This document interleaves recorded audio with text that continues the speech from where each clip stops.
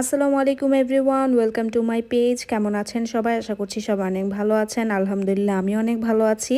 তো এই ঠান্ডা ঠান্ডা ওয়েদারটা আপনারা কেমন এনজয় করছেন অবশ্যই কমেন্ট করে জানাবেন। আর আপনাদের কি শীত বেশি ভালো লাগে নাকি গরমের কালটা, সেটাও কিন্তু জানাতে ভুলবেন না।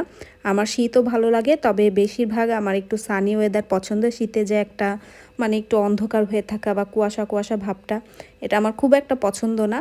মানে যদি কম্পেয়ার করা হয় আমার সানি ওয়েদার বেশি পছন্দ। তো যাই হোক, এত ঠান্ডায় খুব ইচ্ছে করছিল আলু ভর্তা, ডাল, তারপর বেগুন ভাজা খেতে। তো যেই ভাবনা সেই কাজ, আমি রান্না করতে চলে আসি। আর এই ঠান্ডাতে আসলে মাছ মাংস এগুলো খেতে ইচ্ছে করছিল না। লাস্ট কিছুদিন যাবত আর কি অনেক বিরিয়ানি, তারপর এটা সেটা, মানে বাসায় অনেক রান্নাবান্না হয়েছে, সেগুলো খেয়ে মোটামুটি বিরক্ত লাগছিল। তাই আর কি এরকম ঘন করে ডাল রান্না করেছি, আর হচ্ছে বেগুন ভাজা, আলু ভর্তা বানিয়েছি। আর এই যে বাগারটা কিন্তু খুবই ইম্পর্ট্যান্ট। আর আমার কাছে রসুন, তারপর অনেক পেঁয়াজ, ধনিয়া পাতা দিয়ে যেই মানে ডালে বাগারটা দেওয়া হয়, এটা অনেক পছন্দ। আর এটা দেওয়ার সাথে সাথেই ডালের ফ্লেভারটা একদম মানে অন্য লেভেলে চলে যায় আমার কাছে মনে হয়।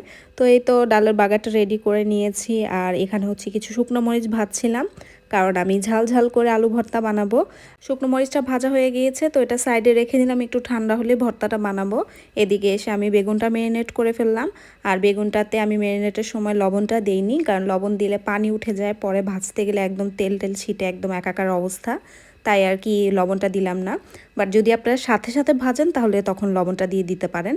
বাট আমি একটু পরে ভাজবো, কারণ আমরা সবসময় খাওয়ার ঠিক আগ মুহূর্তে ডিম ভাজি বা হচ্ছে বেগুনটা ভাজি, তাহলে গরম গরম খেতে ভালো লাগে।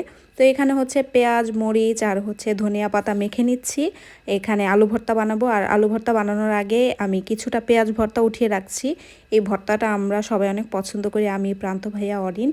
তো আমাদের জন্য আর কি একটু আলাদা করে পেঁয়াজ ভর্তা উঠিয়ে রেখেছি। এরপরে হচ্ছে আলু আর হচ্ছে ধনিয়া পাতাটা অ্যাড করে দিব। তো এই তো আলুটা দিয়ে দিলাম। তো আলু মাখার ভিডিও আর করতে পারিনি, এক হাতে ধরে আসলে ভিডিও করা পসিবল হচ্ছিল না। তো এই তো আমার ভর্তা রেডি, একদম ইয়াম্মি হয়েছিল সেদিন ভর্তাটা, আলু ভর্তাটা। আর এই যে আমার পেঁয়াজ ভর্তা, আলু ভর্তা থেকেও আমার পেঁয়াজ ভর্তা আরও বেশি পছন্দ। আর এই পেঁয়াজ ভর্তাটা মানে আপনি সব কিছুর সাথে খেতে পারবেন। আমি তো পোলাওর সাথেও ভাই পেঁয়াজ ভর্তা বানিয়ে খাই মাঝে মাঝে, জানি না আপনারা এরকম উইয়ার্ড কম্বিনেশনে খাবার দাবার খান কি না। তো এই তো আমার ডালও হয়ে গিয়েছে, আলু ভর্তাও হয়ে গিয়েছে, আর এখন হচ্ছে বেগুন ভাজাটা বাকি। তো এই খাবারটা দিয়ে আমরা সেদিন ডিনার করেছিলাম। তারপর এই তো একদম লাস্টে খাবারের আগে হচ্ছে বেগুনগুলো ভেজে নিচ্ছিলাম। আর এই যে অনেকগুলো তেল দিয়ে বেগুন ভাজছি, কারণ আসলে বেগুন খুব মানে তাড়াতাড়ি তেলটা সোক করে নেয়। জানি না এত তেল কোথায় যায়। তো এই খাবারটা আসলে এত হেলদি না, ডেইলি খাওয়ার মতো না, বাট মাঝে মাঝে শখ করে খাওয়া যায়। তো আমরা খাই আর কি মাঝে মাঝে এরকম অনেক তেল দিয়ে বেগুন ভেজে। তো যাই হোক, এখানে এই ছিল আমাদের সেদিনের রাতের একটা সিম্পল মেনু। তো এই ঠান্ডা ঠান্ডা ওয়েদারে কিন্তু একদম জমে গিয়েছিল। তো আজকে ব্লগটা এখানেই শেষ করছি। সবাই অবশ্যই কমেন্ট করে জানাবেন কেমন লেগেছে আমার আজকের এই সিম্পল ব্লগটা। সবাই ভালো থাকবেন। আল্লাহ হাফেজ এভরিওয়ান।